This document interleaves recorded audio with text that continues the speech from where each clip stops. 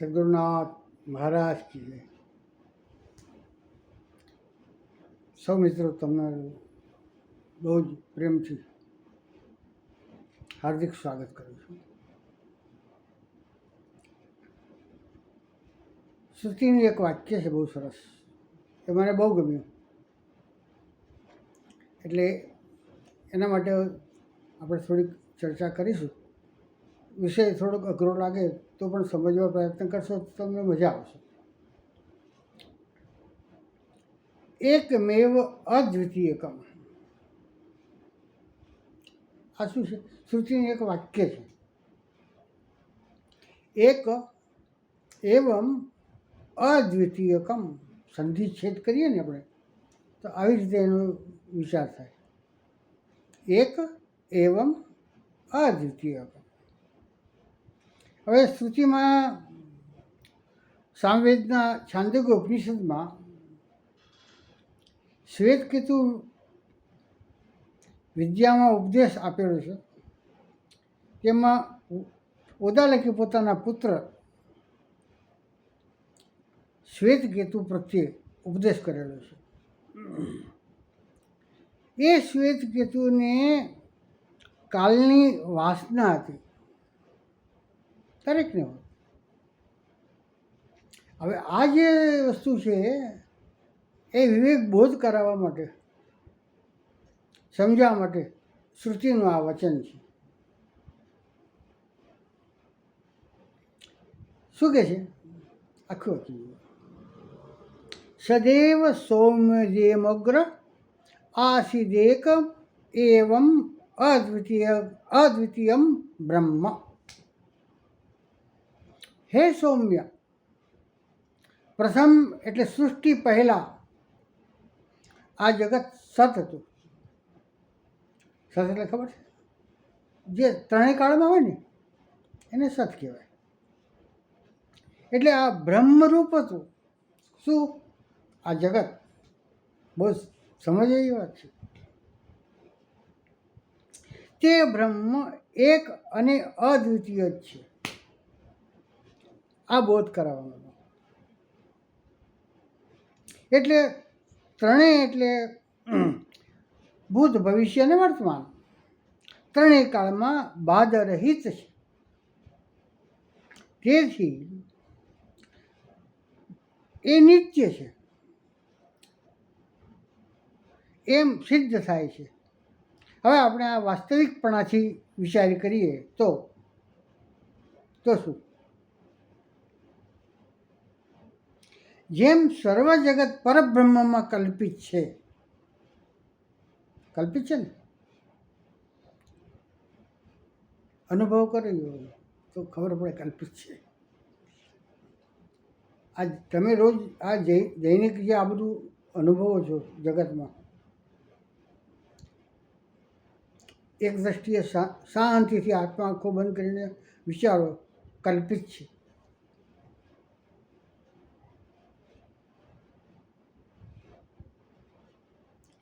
તમારા પપ્પા, તમારા પપ્પા, એના પપ્પા, એના પપ્પા, એના પપ્પા, ખૂબ લાંબુ ચાલે છે। શ્રાદ્ધ તર્પણ કરો તો તમારે પૂછે ને તમારા પપ્પાનું શું નામ, એના પપ્પાનું શું નામ, એના પપ્પા, પછી કહે છે હવે ખબર નથી તો શું કહે પેલા મહારાજ? શું ખબર છે? બ્રહ્મા વિષ્ણુ ને મહેશ એમ કે। પછી બાની બા, બાની બા, પછી કહે ખબર નથી એમ તો ગંગા જમના સરસ્વતી, જયરામજી।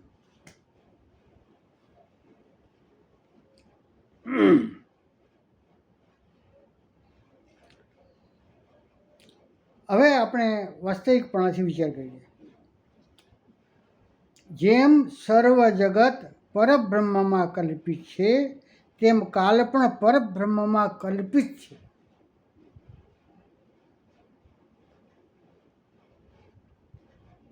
સ્મૃતિમાં કાલ, કાલ એટલે સમય,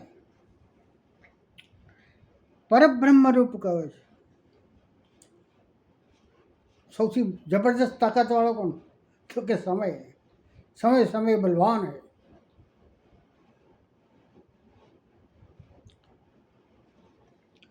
એ પરબ્રહ્મ જગતનું વિવર્તોપાદાન કારણ છે અને જગત તેનું કાર્ય છે.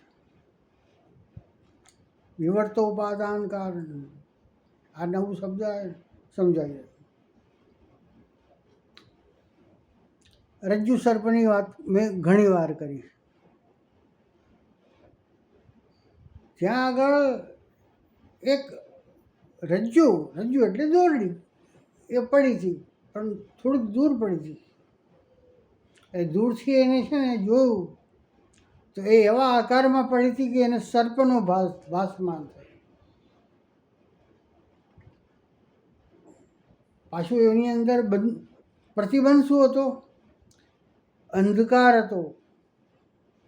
અંધકારમાં પડેલી રજ્જુ પડી ગઈ. સમજ? હવે અહીંયા અંધકારનો શબ્દ આપણે શું લઈશું? અજ્ઞાન, કલ્પિત, તમ. ક્યારે ખબર પડી કે જ્યારે એના એ રજ્જુ ઉપર પ્રકાશ પડ્યો ત્યારે ખબર પડી કે આ સર્પ નથી, રજ્જુ છે. તે દરમિયાન શું બન્યું? તે દરમિયાન સંતાપ થયો. હાય હાય, એ સર્પ અહીંયા આવશે અને મને દંશ મારશે. ગભરાઈ ગયા. હવે જ્યારે ભાન થયું ત્યારે શું થયું? એક તો સંતાપ દૂર છે અને તમે પછી હસવા લાગ્યા. અરે આ તો રજ્જુ હતી અને મેં સર્પ માની લીધું. આ શું કહેવાય? અને વિવર્તોપાદાન કારણ છે નહીં, કલ્પિત છે, ભાસમાન છે, એવો ભ્રમ થયો. આવો ને આવો જ ભ્રમ શું થયો? જેમ પંચીકરણમાં પહેલું જ સૂત્ર, ઘણા દાડાનો ભ્રમ થયો કે આ જે દેહ છે તે હું જ છું, એવો ભ્રમ થયો. કાર્ય મટી ગયો. છેલ્લી અવસ્થા આવે કે આપણે તો ગયા, તો પછી સમજી ગયો કે આ તો ભ્રમ હતો, સત્ય કંઈ અલગ હતું.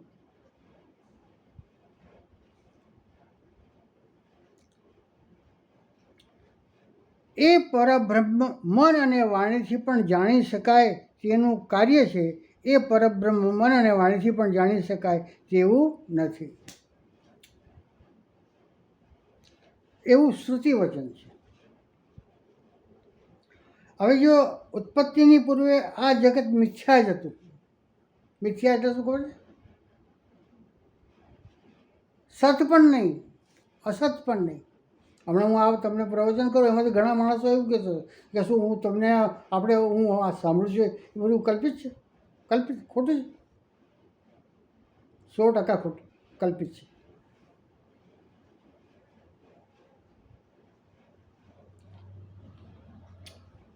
ભાસમાન છે. જ્યારે જ્ઞાન થશે, બોધ થશે ને સાચો સત્યનો, ત્યારે તમને લાગશે કે હા, વાત ખરી છે, આ જગત મિથ્યા છે. તો એ પૂર્વે આ અસત હતું. આમાં સતપદ અને બીજું આસિત પદ એમ બંને શબ્દનો વાચ્યાર્થ એક છે કે ભિન્ન છે? સત, અસત ના સત, આસિત એ બંને શબ્દો ભિન્ન ભિન્ન છે, તથાપિ તેનો વાચ્યાર્થ એક સત છે. સદૈવ સૌમ્યદમ. આ શ્રુતિનો અર્થ આપણે સમજી લઈએ કે 5 કર્મેન્દ્રિય, 5 જ્ઞાનેન્દ્રિય અને મન, આ એકાદશ ઇન્દ્રિય કરીને, એટલે પ્રત્યક્ષ પ્રમાણે કરીને, યુક્તિ એટલે અનુમાને કરીને, શાસ્ત્ર એટલે શબ્દ પ્રધાન વૈદાદિક પ્રમાણે કરીને, તથા ઉપમાન, અર્થાપત્તિ અને અનુપલબ્ધિ પ્રમાણોએ કરીને જે કંઈ આ પ્રપંચ જાણવામાં આવે છે તે સર્વ જગત આગળ સદરૂપ હતું. આમાં જે ઇદમ પદ છે તે જગતનું પદ. હવે આમાં જે આ તમે સમજણ પાડો કે કોઈ પણ વસ્તુ આપણાથી ભિન્ન હોય ને, તો એને માટે આપણે ઇદમ શબ્દ વાપરવો છે. ઇદમ એટલે આ અને પોતાના માટે અહમ અને ઇદમ બંને ભિન્ન ભિન્ન. શું કહે છે જગત માટે? જગતનું વાચક શું છે? ઇદમ. આ પત્ની, આ સંતાન, આ મારું મકાન, આ મારી સંપત્તિ, આ મારું સર્વસ્વ, ઇદમ કરીને જે જાણે જગત છે. આ બધું જગત જેટલા આ બે આંખોથી જે પણ જોવાય, જેટલું જોવાય બધું નાશવંત છે. ઇદમ છે. તો સત્સુ મારામાં જે ચેતન તત્વ છે એ સત ત્રણેય કાળમાં.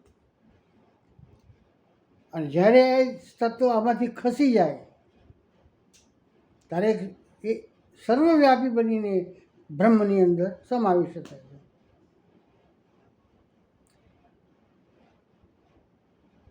આવું જ્ઞાન રાખવું. શ્રુતિમાં એક, એવમ અને અદ્વિતીય આ ત્રણ પદ આપણે જોયા. એક, એવમ, અદ્વિતીય. સદવસ્તુમાં સ્વગત વગેરે ત્રણ પ્રકારના જે બતાવે છે તે નિવારણ કરવા માટે પ્રથમ સ્વગત વગેરે ત્રણ પ્રકારના ભેદનું સ્વરૂપ અનાત્મ વસ્તુમાં દેખાડે છે, પણ ભ્રમથી પ્રાપ્ત થયેલા એ ત્રણેય ભેદનો ઉપર કહેલા ત્રણ પદ વડે નિષેધ કરે છે. કહ્યું કે જો જેમ મનુષ્ય, પશુ, પક્ષી, વૃક્ષ આદિ સર્વ પદાર્થોમાં વસ્તુતત્વ એટલે વસ્તુપણું રહ્યું છે, તેમ સતમાં પણ વસ્તુત્વ રહ્યું છે. એટલે વસ્તુત્વ કરીને સર્વ પદાર્થ અને સત એ સમાન છે. માત્ર અસત્વ અને સત્ય કરીને બંનેમાં ભેદ છે. અને સર્વ વસ્તુ અસત છે ને સદવસ્તુ સત છે. જેમ અસત વસ્તુમાં ત્રણ ભેદ રહ્યા છે, તેમ સદવસ્તુમાં પણ ત્રણ ભેદ પ્રાપ્ત થાય છે. એ ત્રણ ભેદ.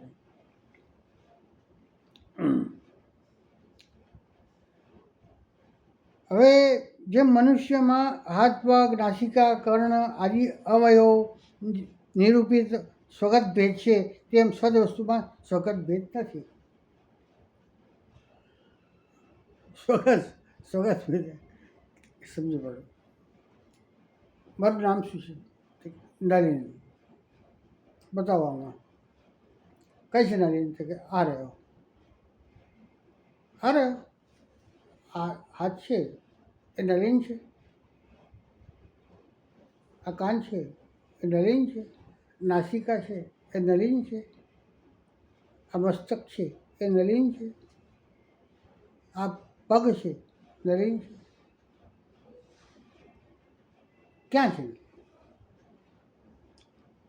કે આ બધી વસ્તુઓ મળીને જે એક આ દેહનું સર્જન થયું છે અને જે દેહ દેખાય છે, તો આ શું બધું અલગ અલગ બન્યું? આને સ્વગત ભેદ કહેવાય.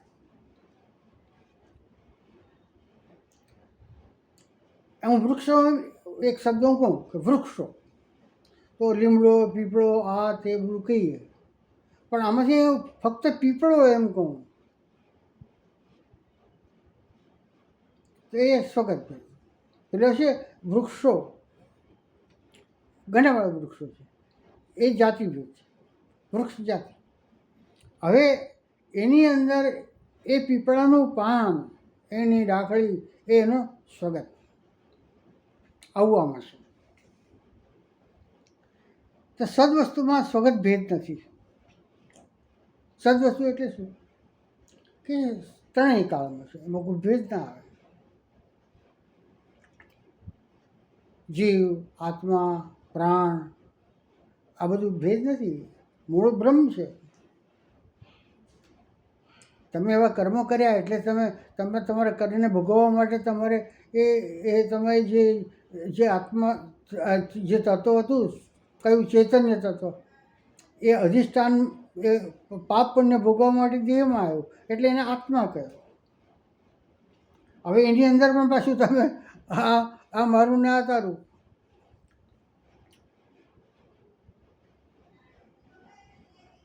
એ જ બંધનનું કારણ. અહમ મમ ત્વયં બંધો નાહમ મમેથી મુક્તતા. આ હું, આ મારું, આ તું, આ તારું, જીવ ભાવ, આત્મા જીવ. અને એને આ તમને ન્યાયાધીશ તરીકે જે બધાને ફળ તમને ભોગવ્યું એ ઈશ્વર. અને એ ત્રણેયથી જે ભિન્ન તત્વો છે એ બ્રહ્મ તત્વ.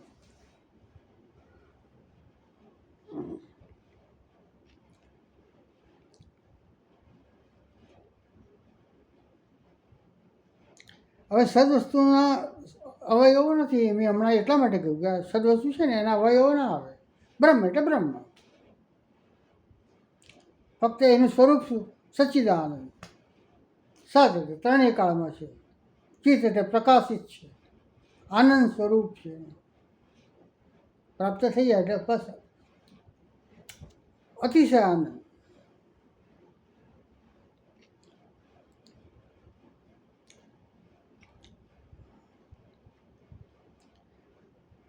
તો હવે અન્ય વસ્તુ સચિત અને આનંદરૂપ નથી, તેથી સચ્ચિદાનંદ એક સદ વસ્તુ જ છે, પણ બીજી નથી. અદ્વિતીયમ એ પદે કરીને વિજાતીય ભેદ. વિજાતીય ભેદ એટલે ફરી સમજાવું. એક વૃક્ષ છે અને એક શિલા છે. શિલા એટલે પથ્થર, વિજાતીય છે. આ વૃક્ષ છે, પેલો શિલા છે. જેમ વૃક્ષમાં શિલા આદિ નિરૂપિત વિજાતીય ભેદ છે, તેમ સદવસ્તુમાં ભેદ નથી. કારણ કે સતનો વિજાતીય ભેદ અસત હોવો જોઈએ, પરંતુ તેનો વંધ્યાપુત્રની પેઠે અભાવ છે. માટે સગત સજાતીય વિજાતીય ભેદ વસ્તુમાં છે.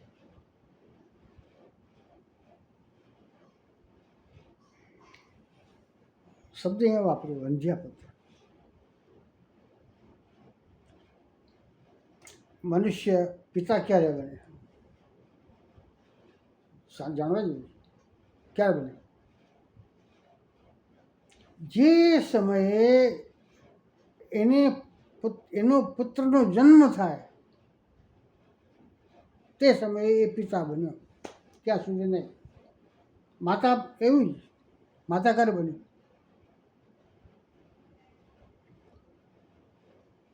પુત્રના અભાવમાં એ માતાએ નથી, પિતાએ નથી. એ નામ અને રૂપની ઉત્પત્તિ થવી, તેનું નામ સૃષ્ટિ કહેવાય. અને એ પુત્ર થયો પછી સૃષ્ટિ, પછી એના લગ્ન થશે.